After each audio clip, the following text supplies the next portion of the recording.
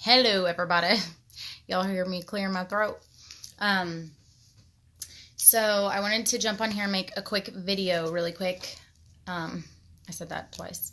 I've heard a couple of different stories in the past few days. There's a train going by. Looks like I'm on track. But it's about situations that people are in, and they might be questionable. And so I want to just jump in here and make a video for y'all. Okay, so I'll just kind of explain some things. And by the way, if you're one of the people that I might be talking about in the video, like, nobody is going to know, and I don't disclose any information of like who said what or told me, I would never do that. So in your mind, the enemy might be tricking you to make you think that I'm blasting your business or something, but I'm not. I'm using it to help someone else. So I was okay. I'm over here squinting, and it was a message about my eye appointment tomorrow, to get my contacts updated. All right. So I had a really funny joke. I was going to be like, and beware, because my vision is going to be better. Okay. So not long ago, someone was sharing a story with me about a church and something that, they were able to kind of get like a behind the scenes of a church, and something didn't feel right. Like something wasn't right about it or whatnot. And just the things that they were seeing and stuff. And so that was this person's perspective of a church, okay? Because that's what they saw. That's all they knew, though, right? So I had invited them to church. They, this person hadn't came, but I haven't given up. But anyways, so then, later on, you think there's this other situation of a person in a relationship, and they've been in this relationship for like over 10 years, and this relationship is all they know, or, what they're comfortable with. Well, in that situation, you have someone who's unsure how to step out of that comfort zone, or how to fix something the right way, or should they remove themselves? Should they deal with it? Blah, blah, blah. Anyway, so then today, I promise there's a bigger purpose. So then today I'm watching a video, and I see it's about regret, and it's about regretting the things, years down the road that you didn't do. And that's really powerful, because you are the only person that can make change happen. And it's all based on choices that you make as a person. Ultimately, you are the only one that can be the cause of a situation that you are in right now. Because someone can tell you to do something, but it's ultimately your choice to actually do it, to stay there in that comfort zone or whatever. So whether it be in a, you can't judge, like, for instance, in a church setting, you can't judge all of the churches out there just because you see and you're witnessing firsthand something that's happening bad in this one church. Because there's bad in the whole world, right? And so you can't judge, like, for us women, we cannot judge all men based on one circumstance that we had with a man, because there are evil men and women, there's evil out there, but it's our choice to stay with the evil or to make a change and, try something different, right? And so, look, I'm not telling people to go get divorced or anything, but it's been speaking to me in a lot of different ways. And there's, you just have to research. If something doesn't feel right, or it's not sitting well on your heart, or you can't stop thinking about it, like, that is, and if you're doing it through prayer, because you could be doing it negatively too, but if you're doing it through prayer, and if you're praying about it and it's still popping up, then there's a reason for it. That reason is worth trying to figure out. Perfect example, this morning, riding in the car, and on KSBJ, there was a story of, it was actually the lady on KSBJ. So she was told back in either high school or college that don't read a book unless they make a paperback copy and a hardback copy. And she asked her teacher why, and the teacher said, well, because if the book only has published a hard copy, then that means that the author wasn't really interested in this book enough, didn't really put all of his money and time into this book, because if he did, then he would have made and published paperback copies. Okay, sounds really weird, but it's ironic. So fast forward all these years, she was sharing how she got on and found this teacher. This teacher had added her recently on Facebook, and so she messaged the teacher and was like, "Oh, I just wanted you to know that I've actually been following your method." Okay, keep in mind this is a teacher, that something she was told, and she held on to it, and she did what she heard just by that one teacher. Okay. So the teacher, she said, I've been only reading books. I've been, making sure that a hard copy and a paperback copy are published. And so the teacher responded back and said, I don't even remember saying that, because that's far from the truth. In fact, and then she went on to share the story. What's interesting about that is, so think about that. So she was told something, she held on to it for all these years. She might have missed out on all these great books that only had a hard copy made, okay? And that's because she listened to one person, and that was it. She didn't research. She didn't look into it. She just believed in that person. And, it's important as much as, I wish there was a way to go live and, not have notifications. Sorry, I keep getting sidetracked.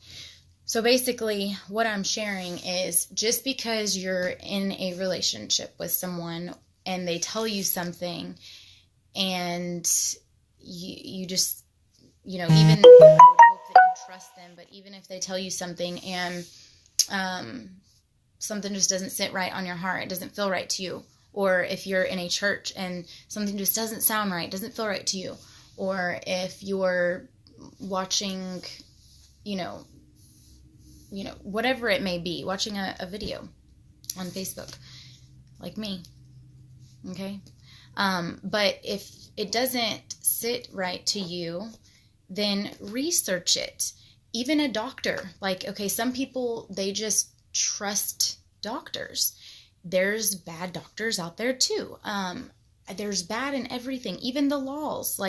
I hope I'm not offending anybody, but if you, I don't want to say the wrong thing here, but if there's something that you're told and something just doesn't seem right at work or wherever, research it, research your rights, research whatever it is. And the most important thing is just going back to God's word and seeing, well, what does God say about it? Because to be perfectly honest, once we get to heaven, and they said this in church, once you get to heaven, there is one king, one president, one savior, one CEO. And it's Jesus. That's it. And everybody else falls under him, and they are all streamlined. They're all the same. Okay? So it doesn't matter what's in your bank account. I just said this yesterday. It doesn't matter what's in your bank account. It doesn't matter if you have $5, -$5, 5,000, or if you're positive 5,000, or if your title at your company is the president, CEO, manager, whatever, or if it's just an assistant or a toilet scrubber. It doesn't matter what it is. Whenever we get to heaven, we are all equal. We are all the same. And in God's eyes, we are too here on earth. But people get distracted by titles and by, distractions and money and all kinds of things. So just whatever it is, do your research. If you're in a situation you feel like you can't get out, that's huge. And there's a lot of people that waste many years of their life. They get robbed of their life because they might have access to the biggest resource. And that's what I'm trying to help people with and build on the website, is giving them resources. So, say someone is just, they're in a toxic relationship, they can't get out, whatever, but they have access to their phone. Some people don't. I mean, things are scary, but you can, they might get on Facebook or do this or do that and talk about it or whatever, but they don't really use that opportunity to find real help, right? And it's not always family and stuff. Sometimes it is the people who are closest to God, and that might be a church, and that might be a program or a ministry or a foundation or something. But there are ways, and they help you through those ways. I've heard a story of a lady that was in a relationship. I kind of got off topic, but I go where God leads me.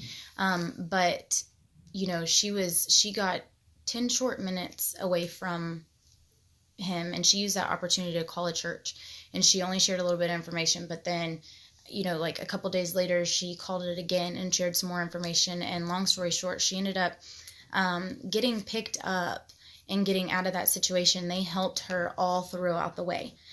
They helped her with a place to stay, with, help and counseling for, she was getting abused. Then they helped her financially. They helped her get back on her feet, get a job, and then get away from him, get that taken care of like in the right way, so that it couldn't happen again. And they protected her. And that's what God wants us to do, is know that he is there to protect us, and that he has people, and he has people that are doing, God's will and doing whatever they called him to do, and that is to help people. Everyone has a different purpose. But anyways, completely got off topic and have a million text messages coming. But the best research is really just going back to the Bible, getting that relationship with him. I'm telling you, it doesn't matter where you are. Nobody, even if you don't have access to a phone, okay, if you're ever in that situation, nobody can still the relationship that you have with God. They can try, but ultimately it's your choice. And they absolutely cannot still, your opportunity to pray. I don't care where you are in this world, what situation you might be in. But you are able to pray, and God does miracles. He's powerful. He gets you out of those situations. I could talk all day. I've shared some stories. I plan to share more of situations that I've been in that you would never even believe. And I prayed through them, and I'm sitting here today. So just remember that the Bible is truly like a instruction for dummies on life. It is the book of life. It is what everyone needs. And just know that your mind is something that you have to learn how to control, and you have to push through problems and fears and whatever it is that you're going through. I had a moment yesterday, and I'll just go ahead and share it, but someone had reached out to me. I'm still technically on break, okay, because my son doesn't go back to school until Tuesday, but even though it's break, I'm the type that likes, not necessarily, well, I guess it's just the way that I'm made, but I am constantly, I feel like I've constantly got to be doing something, whether it's to help someone, to work on my website, to spend time with the family, whatever it is. But I've learned a lot this past year, a lot of growth. And I will say that at the beginning of the year, whenever I started getting my vision, I thought everything was like, it had to happen right then. And it was so bad that if I couldn't do it, it was like really messing with my mind. And then whenever it finally, I finally started getting closer to God, closer to his word, like he was showing me like the order of the way things have to be in, because there was a time where I was putting, my vision first, because I was like, well, God gave me this vision, I have to put it first. No, that's not right. You have to put, yourself as a priority, your family, your children, and your relationship with God. And then your ministry is after that. And so you have to prioritize your time and, really wisely. And I got to a point, and there's videos as proof where I was being very overwhelmed and stuff in the beginning. And it still creeps up every now and then, but whenever like I open up my, my email or my messenger and I see all these messages, and I'm like, okay. And the way that I look at it, let's say there's 50 messages. Well, after doing this now for a year, 50% of them, if not more, are people with the wrong intentions, people that are fishing, people that are, just trying to talk, which there's nothing wrong with that, but it's like, I can't necessarily respond to all that, right? And I can't even use my time, because it is valuable just as everyone else's, but I can't even use my time to filter through those messages, okay? And I am aware I need help. And there's people that, are, they go through phases of, oh, okay, I'll help you. What do you need help with? And there's people that help go through those or do other things. But then, there's people who do truly just need to talk or ask for advice or this or that. And, I share with them whatever I can, whatever's on my heart. But, I'm not going to lie. If I am not knowledgeable about it, I'm not going to tell you something that's just, I can tell you my perspective, my opinion. But a lot of times, especially with what I'm doing, I'm trying to research or, give you facts about what God says about the situation or whatever, and what he would do in a story in the Bible that might have, been similar. And so I thought I was getting better, but there goes through phases where there's like a whole bunch happening and then not a lot of stuff happening. But perfect example, again, I have a lot of those.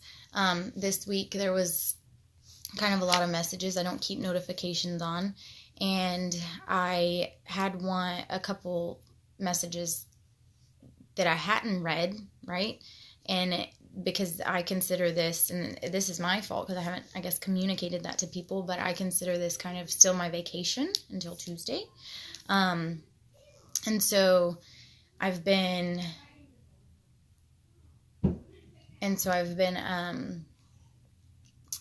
not responding as quick as I'd like to. And in my mind, it bothers me because I'm like, oh my gosh, I haven't responded. So if I think of something, like I'll write it or whatever, or respond back to like one occasionally. But in this one instance, this person reached back out and was like, hey, hadn't heard from you. So I explained, and obviously it wasn't in the right way. And I apologize to that person, but I explained like, hey, I'm sorry, da da da da. But I guess what my struggle was then this person reached back out and said basically like, oh, okay, well, you're really not trying to help. Like, I was really trying to get your advice on this and blah, blah, blah. And you are just obviously not even doing this for the right reasons and da da da da.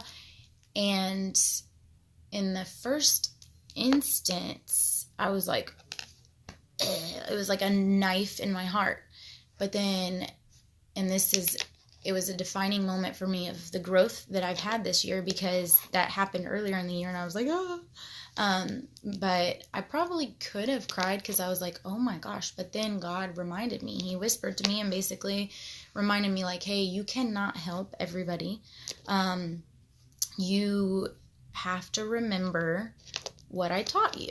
And then it was like going through those steps again. And I was actually talking with someone. And so it was God, reminding me like, hey, this is what you're supposed to be doing. Don't worry about that.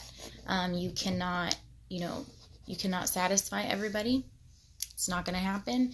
So I just, if you have any pressure or feel overwhelmed about a situation, that's something else to make sure if I didn't research that would still be eating up at me. But God showed me.